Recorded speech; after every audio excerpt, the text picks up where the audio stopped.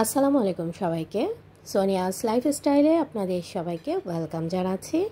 আশা করছি আপনারা সবাই অনেক ভালো আছেন। আজকে আমি আপনাদের সাথে শেয়ার করব আমার বার্থডে গিফট। বার্থডে তো আমার অনেক আগে গিয়েছে, আপনারা জানেন মার্চের 13 তারিখ, তখন রোজা ছিল। তো তখন আমার বার্থডে ছিল, তো এটার গিফটটা আমাকে বার্থডের কিছুদিন পরেই দিয়েছে। তো রোজার মধ্যে আমার আর শেয়ার করা হয়নি, বিজি ছিলাম তাই।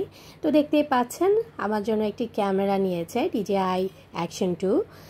এটার জন্য আপনাদের ভাইয়া গিয়েছিল যমুনা ফিউচার পার্কে, তো উনি নিজেই কিছুটা শ্যুট নিয়ে এসেছে। আমাকে আসলে সারপ্রাইজ গিফট ছিল এটা, এজন্য আমাকে আর সাথে নেয়নি।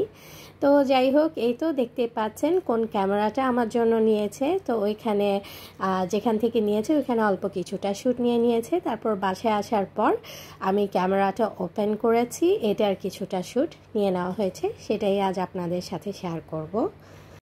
আমাদের যেহেতু বাহিরেও যাওয়া হয়, ঘোরাফেরাও হয় অনেক, সো আমার জন্য আসলে এরকম একটা ক্যামেরার প্রয়োজন ছিল। আর এমনিতে তো আমার ক্যামেরা প্রতিদিন কাজের জন্য প্রয়োজন হয়, যেহেতু আমি আপনাদের সাথে ব্লগগুলো শেয়ার করে থাকি।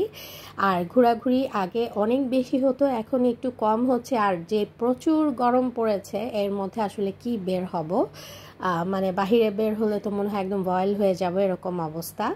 তো এজন্যই আজকাল একটু কমই বের হওয়া হচ্ছে। আর এই যে ক্যামেরাটা আমি বের করছি, মানে আমি পুরাই সারপ্রাইজ ছিলাম।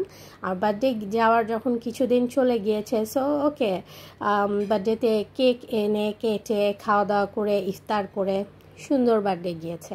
বাট এরকম একটা সারপ্রাইজ গিফট পাবো এটা তো কখনোই ভাবিনি। তো আমার কাছে এটা খুবই ভালো লাগার একটা সময় ছিল, তাই কিছুটা শ্যুট নিয়ে রেখেছি আপনাদের সাথে শেয়ার করার জন্য।